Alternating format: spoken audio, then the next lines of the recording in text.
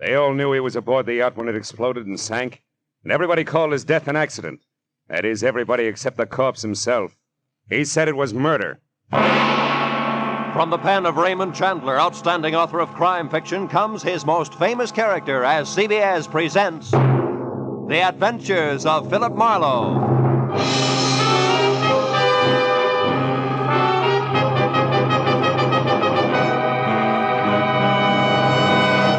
And now, with Gerald Moore, starred as Philip Marlowe, we bring you tonight's exciting story, The Restless Day. It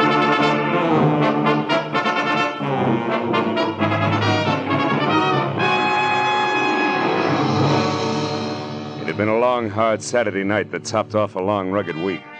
When I finally got to bed dog-tired at 5 a.m. Sunday morning, I was planning to stay there until I'd caught up on all the sleep I'd lost and gained a running head start on the coming week.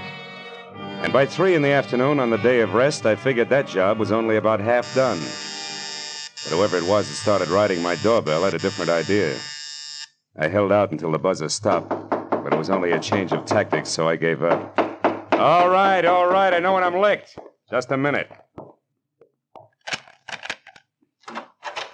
Thank heaven you're in, Mr. Marlowe. I don't know what I'd have done otherwise. I'm sorry. Sorry. Here, read this. This story on the front page. What? No, down here. Oh, yacht explosion, death label accident, huh? Yes. Oh. Mystery blast which destroyed the Rollins yacht at Santa Monica Friday night, and in which Benjamin Rollins, noted cosmetics manufacturer, was killed, was established today by police investigators as accidental. Sorry, I spoke too much. That's all right. The explosion which shattered and sank the 50-foot pleasure boat was caused by a leaking fuel line. Rollins, known to be a chain smoker, is believed by witnesses to have continued on page 7. Never mind, Marlowe. I'll tell the rest. Yeah. Think they'll make it? There are two frightening things wrong with that story. Well, go ahead. Frighten me. First, the explosion was no accident. That fuel line was repaired a week ago. Second, Ben Rollins was not killed. You're shaking my faith in the American press. How do you know all this? Because I am Benjamin Rollins. Yes. Well, look, fella, you better dial 116 on the phone and tell the police all about it, huh? No, that's exactly what I can't do. Someone's tried to murder me. If they find out I'm still alive, I'll be a target for a second attempt. Wait a minute. I need two things right now. One, a cup of coffee. Would you like some? No, milk, if you please. My doctor insists. Okay, come on. The other's a good, solid explanation of why everybody thinks you were aboard that yacht. Well, first, they believe my body was lost in the explosion. You see, I intended to spend the night there because Lucille, my wife, and I quarreled. Mm-hmm. But I got a call, and I had to go out of town on business at the last minute. I went out to the boat, but only to pick up some papers. I was in a hurry. I must have left the lights on. I'd lost my hat in the wind on the way back. It was found in the water.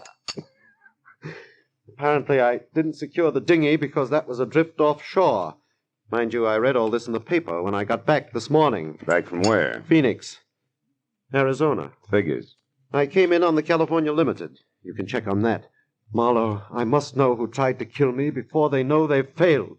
That could be tough. Have you got any ideas? Yes, I have. It might be any one of 3 people. 3? For instance, Walter Pittman, my ex-partner, threatened to kill me less than a month ago in New York when I won another court decision from him. Mm-hmm. Then there's my business manager, a fellow named Slater. I almost fired him last week, the arrogant fool. It's always when I get cross this comes Yeah, out. I see. And I'm sorry to say it, but Mrs. Rollins herself would no doubt rather have me dead than alive. That's quite a lineup for a mere cosmetics chemist, isn't it? Yes, it is. Look, you haven't been running lipstick experiments with somebody else's live equipment, have you, Rollins? Oh, certainly not.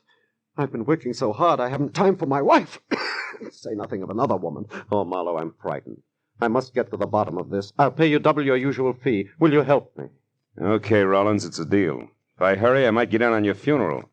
Under the circumstances, that should make somebody due for a very big surprise.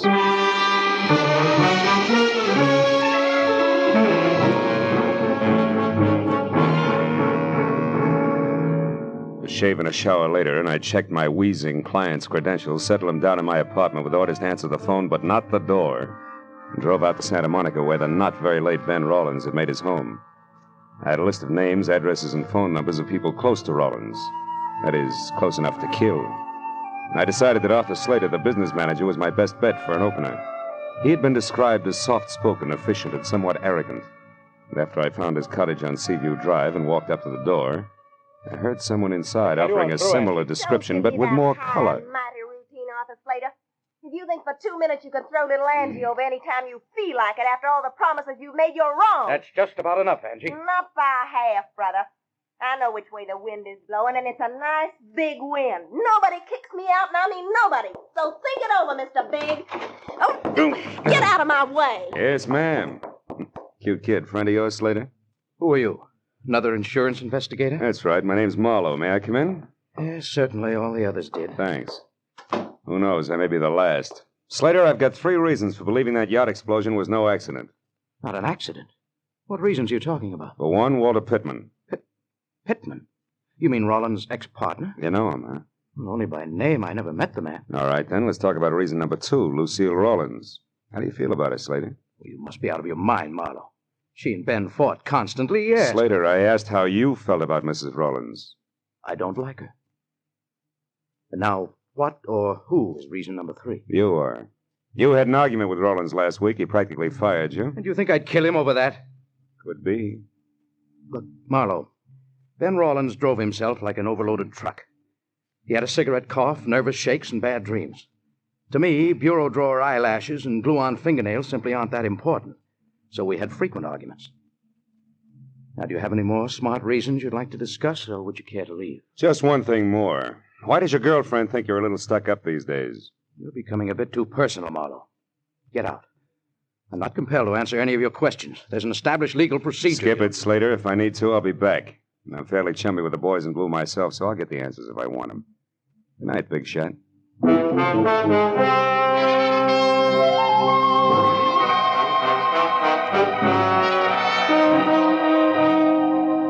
Arthur Slater was like a billiard ball, hard to rub the wrong way. And if he did have an angle, he was playing cagey. So as long as I was in the neighborhood and the trail was hot, I figured I'd have a talk with the Spitfire, Angie. It wasn't hard to trail her. A corner newsboy had heard her get into a cab. The cabbie swore he'd never forget her. Swore again. So finding her apartment was less trouble than unfolding a $5 bill. When I pulled up across the street from her place, I noticed a big car as big as the average garage and older than last year's college graduate parked in front. It was a black Pierce Arrow, and someone with a mouthful of cigar hulked behind the wheel. The cigar was pointed at me as I crossed the street. And when I went up the stairs to Angie's door, it was still pointed at me. But I forgot about that when the apartment door opened. Angie was relaxed. There were little glints of gold in her green eyes. And the warm lights behind her shimmered on soft waves of hair, a shade of burnished copper. Maybe she was a Spitfire, but at the moment, her damper was down. Yeah? Well, Buster, you got your mouth open. You might as well say something. Angie, who do you think murdered Ben Rollins? Murdered? My mistake, chum. Good night. Just a minute. This is business, honey. Who are you, anyhow? Philip Marlowe. You ran over me on your way out of Slater's place a few minutes ago and dented my ego. Well, sue me. Who are you working for, Shamus? You wouldn't believe me if I told you. But I will tell you this, sweetheart. The explosion on that yacht was no accident. So I'm checking up on wives who'd rather be widows. Lucille Rawlins? Mm. Nuts. She was rolling in dough either way. She hated her job, but she sure didn't have to kill to quit. Get your compass fixed, Marlowe. Wrong way, huh? Well, suppose Lucille were in love with Pittman, maybe. Pittman? Who's he? Shot in the dark. Tell me something, Angie. Your boyfriend Slater has picked up a lot of push lately. How come? Some big deal they've been working on at the plant. And he makes me sick. Gets the first sniff of a success, and suddenly all his hats are too small. Especially his old hats, honey. And you can't blame the guy if he's really on his way up now, can you? Listen, Mac, I'll tell you, him, and the whole world something. Nobody is going to put little Angie on the skids. If there's a heave-ho pulled around here, Mr. Hotshot Slater himself will get it, and right in the neck. So if you happen to be snooping for him, Marlowe, you can putter right back and tell him so. Now beat it. That's not a bad idea. Oh, by the way, what's Angie stand for? Angelica? But don't count on it, brother. Don't count on it.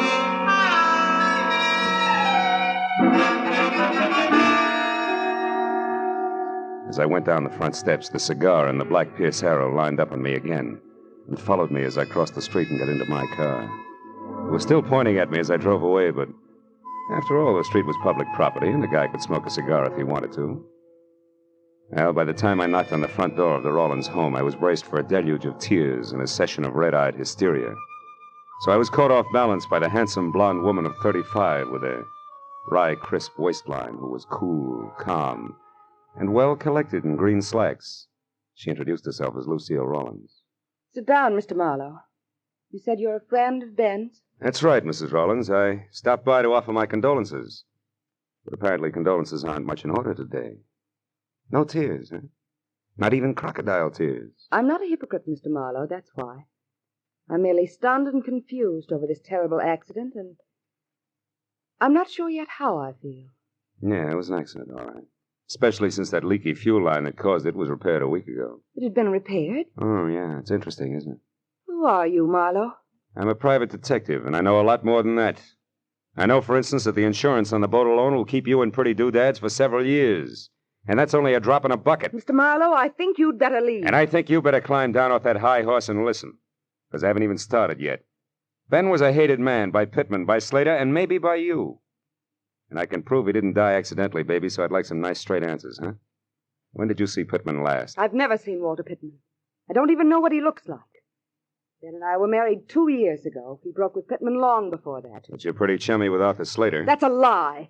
Why, we hardly spoke until a week ago. You picked a poor time to get friendly, baby. Listen here, Marlowe. Mr. Slater, I ran into each other purely by accident one afternoon last week. I happened to stop in at a small bar in downtown Los Angeles.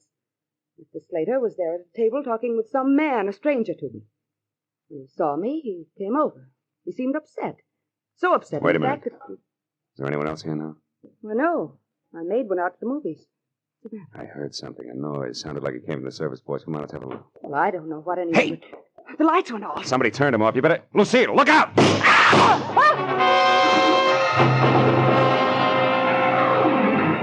bullets which had been intended for Lucille had only traveled the width of the kitchen, but miraculously both had missed. Whoever had thrown them moved out fast, because when I got through the service porch and into the backyard, nothing stirred, except the restless ends of a pepper tree. But a second later, a heavy, clanking motor roared on the side street, and I got to the fence just in time to see a boxcar on rubber tires skid around the corner. It was a black Pierce Arrow.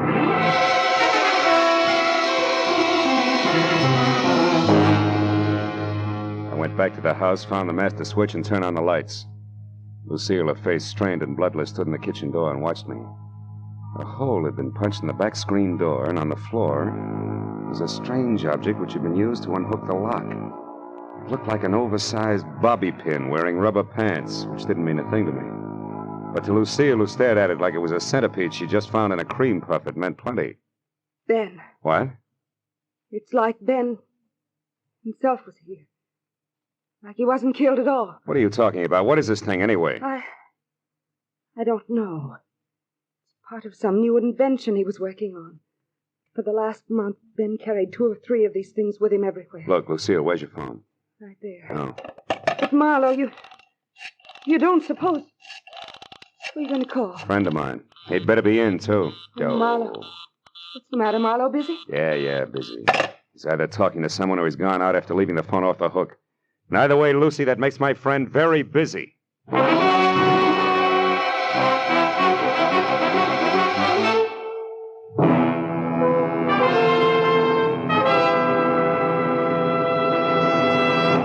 In just a moment, we will return to the second act of The Adventures of Philip Marlowe. But first, it may have taken a little detective work finding a much-wanted man last week, but an unprecedented number of listeners seem to have turned Philip Marlowe, for Jack Benny's largest audience this season found him here on his opening show on CBS.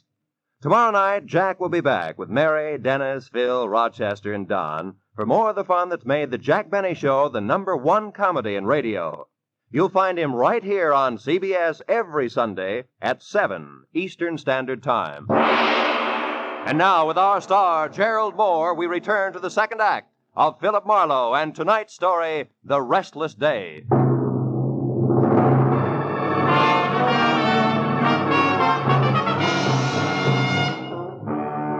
When I left Lucille Rawlins, the feminine target for tonight, I headed for Angie Gordon's, where I'd first seen the man with a cigar in his face, who I suddenly figured might be Walter Pittman.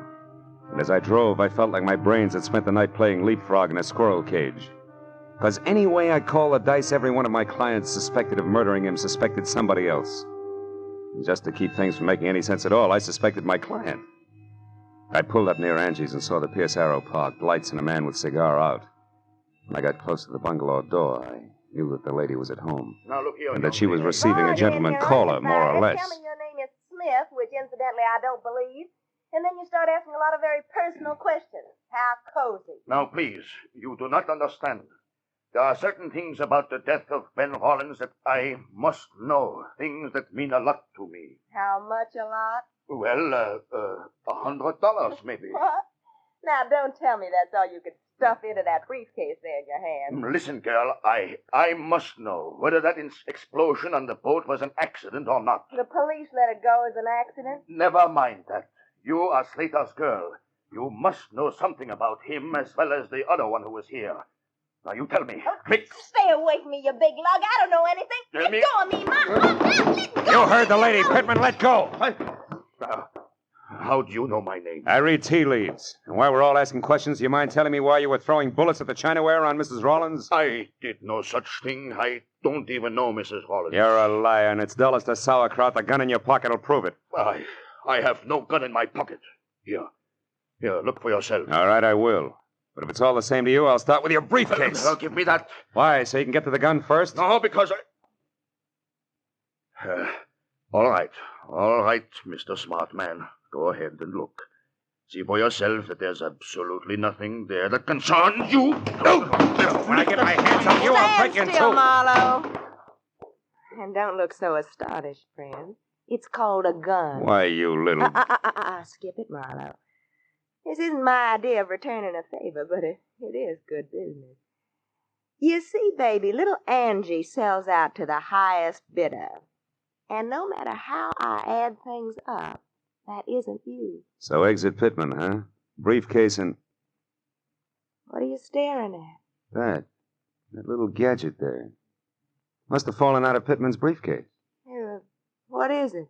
Twin brother of an item I found a little while ago, rubber pants included. What are you talking about, Marlowe? Nothing, baby. Just tell me how long I sit here.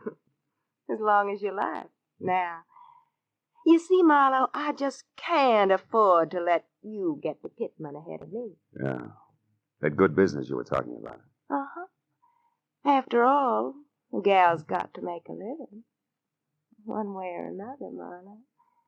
Doesn't she? There was room to debate Angie's point, but no time. So I skipped her invitation for a drink. Both promised and threatened to see her again and headed for my car in the only direction left, the residence of the local pivot man, Mr. Arthur Slater. When I got to within a block of the place, I parked and then approached slowly, keeping to the shadows all the way. But the house turned out to be as dark and quiet as the inside of a coffin. I was about to leave when some noise a dozen yards behind me said that I was no longer alone. I turned quietly and got ready for what I figured would be a reunion with my old buddy, Walter Pittman. But I was wrong. Sneaking through a nearby clump of orange trees with all the deftness of an ox with bunion trouble was no one else but my client, Ben Rollins. When I called his name out loud, he ran toward me, arms and legs flailing the wind like a Kansas scarecrow caught in a tornado. Marlowe, I've been looking all over for you. Rollins, why aren't you back in my apartment where you're supposed to be? I couldn't wait any longer. I was afraid something had happened to you.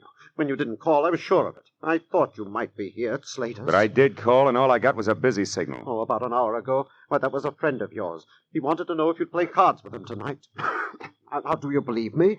No, for the time being, yes. Incidentally, Rollins, do these mean anything to you, these oversized bobby pins? Good Lord, the curlers. Where did you get those curlers, Marlowe? They should be in my safe. Well, I found one at your house and the other in a briefcase that belonged to Walter Pittman. Marlowe, these are samples of my newest invention, these hair curlers. They can produce a home permanent wave overnight that'll last for 6 months. It's worth millions to me. If you live. Yes. Now, it should be easy to figure out who wanted to kill me. I'm not so sure. If you didn't even know these were missing, why should someone have to kill you to get hold of them? And second of all, how come the shooting's still going on? What shooting are you talking about? Over at your place. Somebody tried to kill your wife there just before I called you. And that brings us right back to your alibi about talking to Ibarra at the time. It's a little too pat, Rollins. Besides, that curler could very easily have dropped out of your pocket. But why should I shoot at Lucille? For the best reason in the books, you wanted to kill her. And when that yacht business almost boomeranged on you, you still hadn't changed your mind. And that led to this whole routine with me double-billed as Patsy and star witness both. Oh, you're out of your mind, Marlowe. I couldn't have set that explosion on the yacht as a trap for Lucille. Why not? Because it was on account of me that Lucille wasn't on the yacht herself that night. What? After we argued, we decided not to spend any more time under the same roof. Lucille said that suited her fine and she'd sleep on the yacht. We let it go at that till about noon on Friday. Then you got small about things and said the yacht was yours, maybe? That you'd sleep on it? Yes. I was just bickering. Just I know. a minute, Rollins. I've heard enough, and I think I finally understand this whole screwy deal. I'll know for sure just as soon as I can make one single phone call to your house. We'll get back to Slater. Come on.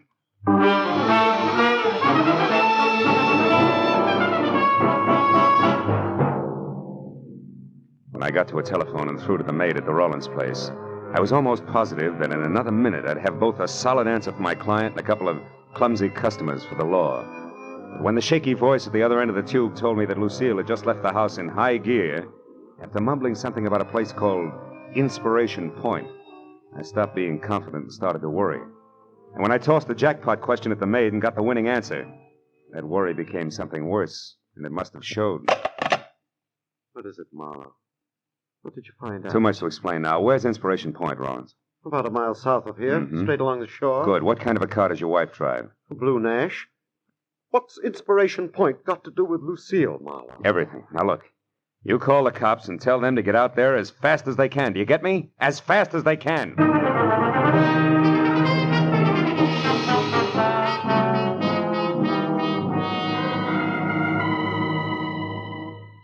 Inspiration Point turned out to be an acre of wind-swept rock that overlooked the cold January sea. And after I saw Lucille's empty car, I crept, staggered, and fell down the narrow, winding trail that led from the road to the promontory itself. I was afraid that I was going to be too late to stop what I was sure was a hastily scheduled murder. But a minute later, when I rounded the last crazy turn in the trail, I felt better. Because standing only a couple of yards away from me, her hair slapping wildly against the upturned collar of her coat, and very much alive, was Lucille Rollins. I was about to breathe a sigh of relief when suddenly I caught the expression in her eyes. I turned to follow the line of her unblinking gaze, and I knew that I hadn't arrived any too soon. Because the lady was being held at the point of a gun held by Arthur Slater. I closed my hand tight around the cold .38 in my pocket and moved closer. When you called me at the house, you said that my husband was alive and with you. Why did you lie to me? Because I knew that would bring you running. And I had to be alone with you, Lucille, so I could do what I missed doing last time. Last time? You mean the yacht? You did that? Yes. But somehow or other, Ben was out there instead of you. So that accident was a waste of time.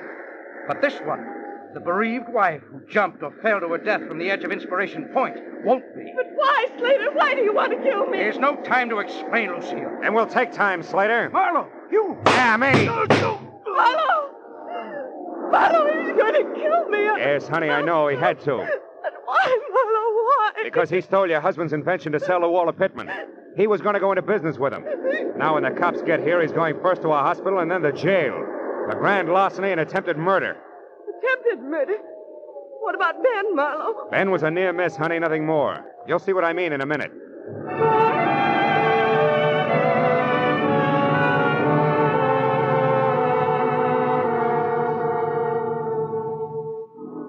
When Lucille found out that Ben was still alive, there were a lot of tears and promises to be good from both parties.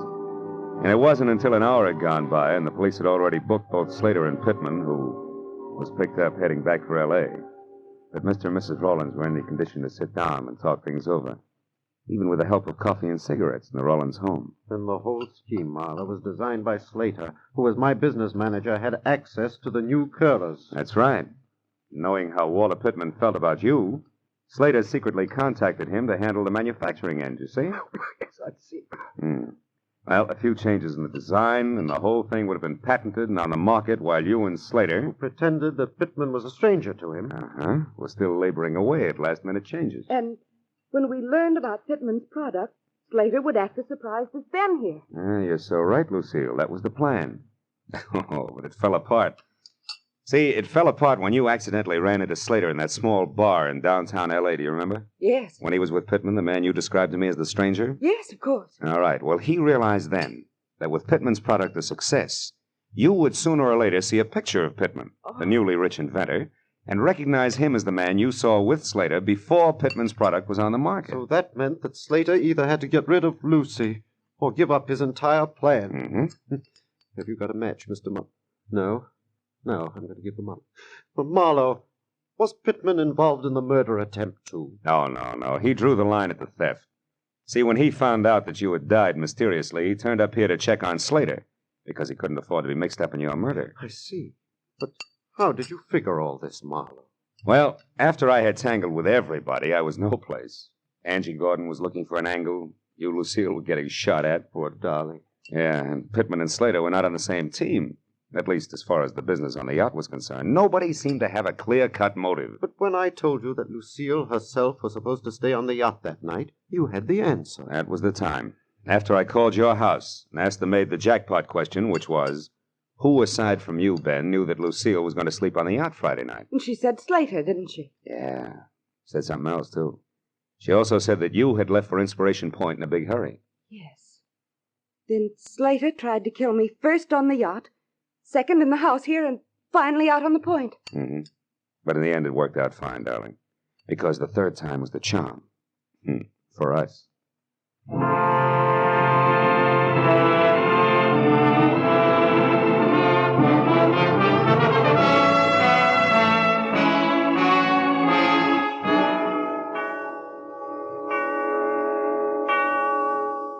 Well, by the time I was through tying in all the loose ends for my client and his wife, it was 3 o'clock in the morning, and I was dog-tired all over again. When I got into my car and started away from the place, Ben and Lucille were standing in the doorway waving at me and smiling. So as I drove back toward L.A., I forgot about the sleep I was missing and thought about them. A couple who couldn't get along until one or the other of them had been robbed, dynamited, and shot at. Yeah, I guess it's really so. As the old bromide has it, the path of true love never does run smooth. Smoothly. It's smooth. Oh, well.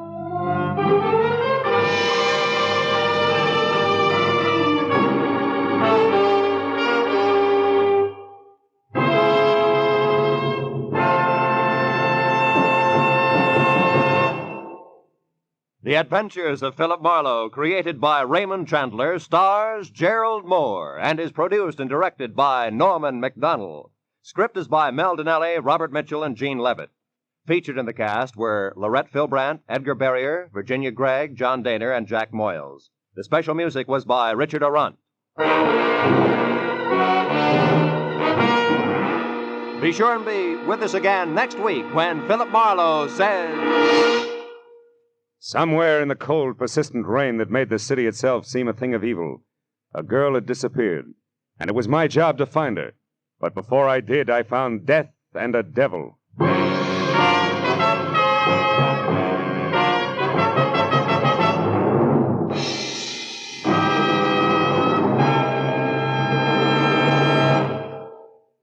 The Jack Benny Show's on CBS Sundays at 7 Eastern Standard Time, and comes right in the middle of 90 minutes of wonderful comedy on CBS's new early Sunday evening lineup. Immediately preceding Jack's show, you'll find Spike Jones and a Spotlight Review at 6:30 Eastern Time. And following the Benny Show, Amos and Andy take over with their inspired humor. Listen to Spike Jones and Amos and Andy over most of these same CBS stations tomorrow, flanking Jack Benny. They add up to 90 solid minutes of merry Sunday listening on CBS. Now, stay tuned for Gangbusters, which follows immediately over most of these stations.